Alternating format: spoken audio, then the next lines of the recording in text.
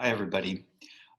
Based on the title of this video, I'm sure I've scared off just about everyone.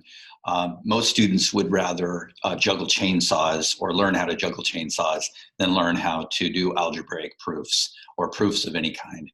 Don't worry, it's much easier than it sounds. In fact, 99% of the time you're doing solving and you're operating on both sides, you're using one or more of the properties of equality. Don't worry, it's not that scary. Uh, Juggling chainsaws, on the other hand, probably not a good plan. So it will get it over with quick. So here's our first example, and I'll try to make it as clear and as painless as possible. So our first example is going to be, we are going to prove that if 2x plus 3 is equal to 17, then we're supposed to prove that x equals 7. I want you to notice that we start with the answer, and then we have to go through the steps to prove that x is equal to 7. Now, some people would say, well, I'm just going to substitute the 7 in and show that it's true. But when we do algebraic proofs, we're supposed to go through the algebraic steps in order to solve this equation and justify each step. So the first one, the first equation, most people are aware we're going to have to subtract 3 from both sides. When we subtract 3 from both sides of an equation, we're talking about the subtraction property of equality. So I'm going to write that down. I'm going to subtract 3 from this side, and I'm going to subtract 3 from this side of the equation. And the reason that I am allowed to do that is called the subtraction property. I'm going to write it all the way out this first time of equality. That explains why I am allowed to subtract 3 on both sides. Now we could get into there are some other steps that we go through. For example, when I write 3 minus 3 is equal to 0, I'm saying that that's the addition of opposites. And when I add the 0 and get 2x back, it's called the identity property of addition. But I'm going to skip that part, and I'm just going to go directly to 2x by itself now is now equal to 14. Now, some people are going to write this piece in front of here and this piece in front of here. In some books, they're going to do that. I'm not going to do that in this case. Now, for the next step, we are going to divide both sides by 2, which is the division property of equality. Some people would multiply by a half, very few, but some would, and that would be the multiplication property of equality. But I'm going to divide by 2 on both sides, and that is called the division property of equality. Notice that I'm going to shorten these down as we go along. Division property of equality. Now, 2 divided by 2 really is 1. And when you multiply 1 times x, you get x. And that actually has a name. It's called the identity for multiplication. 1 times x equals x. But I'm not going to write that either. 14 divided by 2 is 7. So more or less, this is the correct reasons or the justifications that we use in order to come up with this solution. Now, normally what they do is after you've done something, you have to give it a reason. For example, what I did here was divide, and I did here was division. So you could just simply say, I did division. Some people would say that you have to include the identity property of multiplication, where I multiplied the 1 times x and got the x. But I would just say, I just did some division and I have my solution. All right, we're going to go to the next one because I want to get on with some of these. Now in this one, again, we're going to, we want to solve this, and I'm going to subtract 3x from both sides in order to get the x's on one side. And when I do subtraction, hopefully you remember, that I am using the subtraction property of equality. And I'm going to simplify it even further. Subtraction property of equality. This is how I write it, abbreviated. Now I have 5x minus 3x is 2x plus 4. And 3x minus 3x is 0, and 0 minus 12 is still negative 12. And again, I would normally write out, for example, this is 0 minus 12, and I'm adding opposites or subtracting the same thing from one another. I basically just did the addition to simplify this. Now the next step I'm going to go through is I'm going to subtract 4 from both sides. Some people, I've told my students over and over again that subtraction is a really bad idea and that you really should add the opposite, which is adding a negative 4 to both sides. It is the same thing as subtracting, and I'm going to write it this time as the addition property of equality. If I had subtracted 4 from both sides, then it would be the subtraction property of equality. Again, I have opposites that I'm adding together. Oops, sorry, step 4.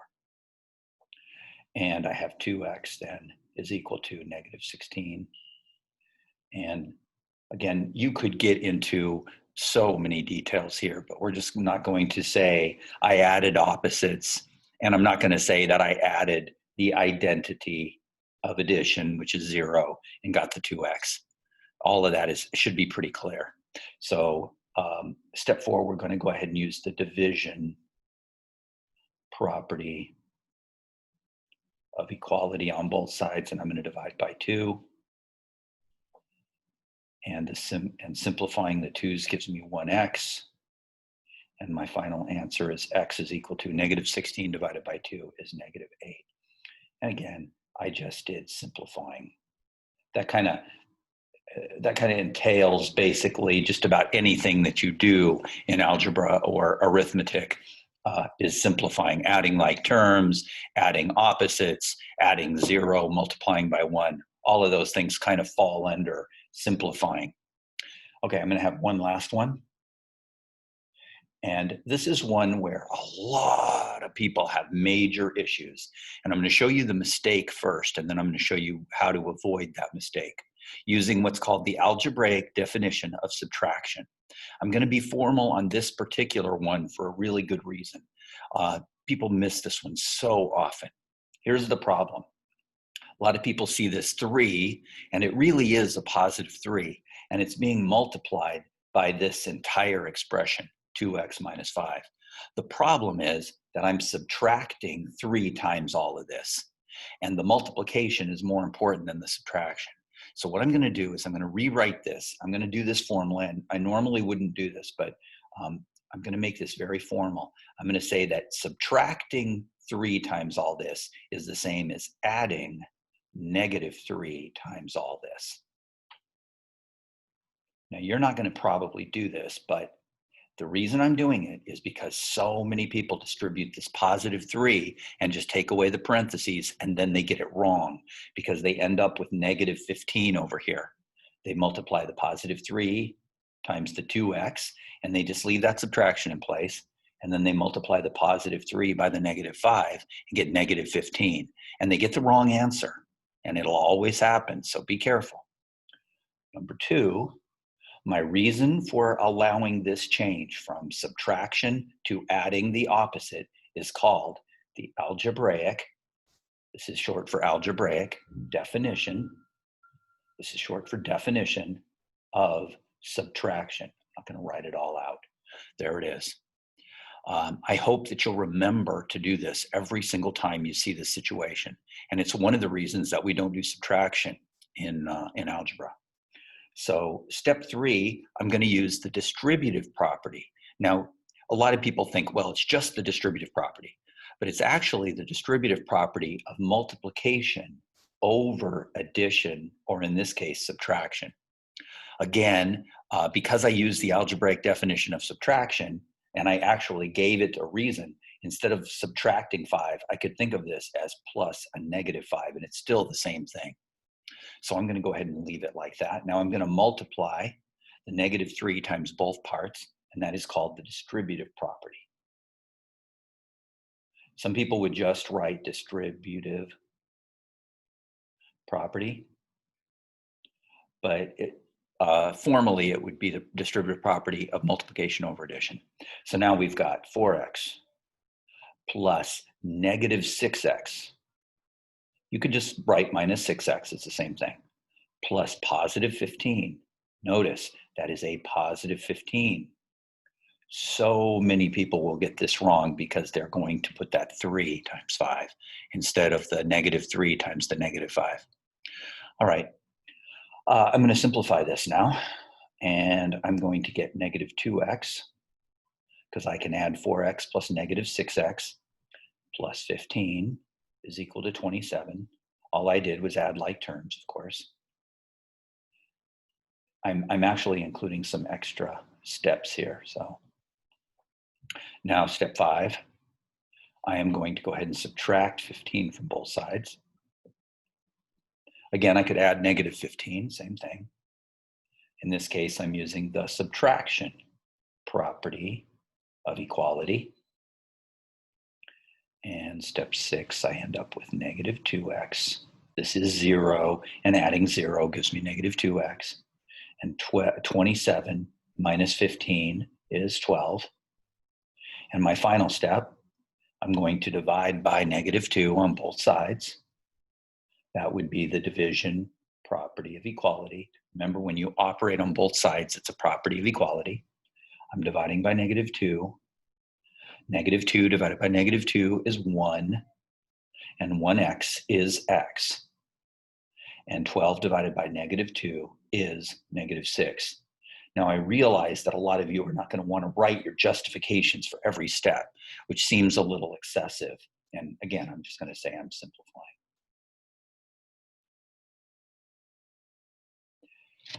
There's your proofs in algebra. They are really just justifying your steps.